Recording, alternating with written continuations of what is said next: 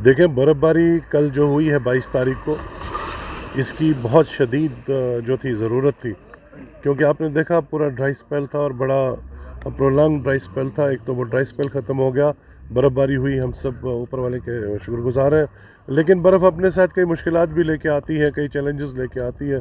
एक तो हमारा जितना भी रोड नेटवर्क था वो ब्लॉक हो गया, पावर का जो है वो पूरा सिनेरियो जो है वो डिस्टर्ब हो गया।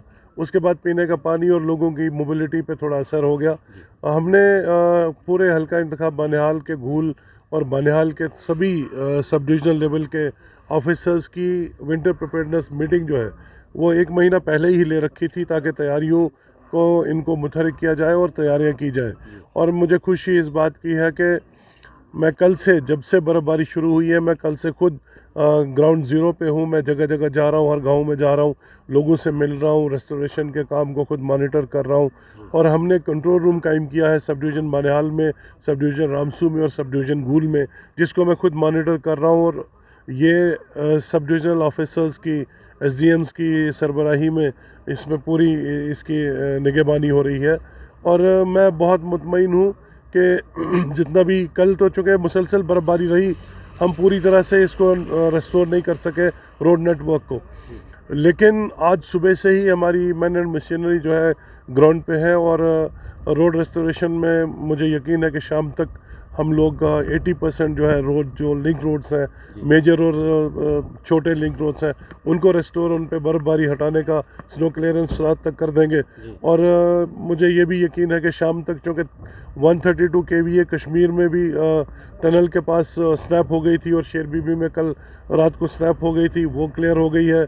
दर्शीपुरा में प्रॉब्लम थी, नागबल के पास प्रॉब्लम थी, अभी रेलवे के पास प्रॉब्लम है, वो इंशाल्लाह ठीक हो जाएगी। तो आज शाम तक जो है पावर भी हमारा सप्लाई जो है वो रेस्टोर हो जाएगी। इसके बाद कई जगहों पे नुकसानात हुए हैं, कई जगहों पे शेड गिरे हैं।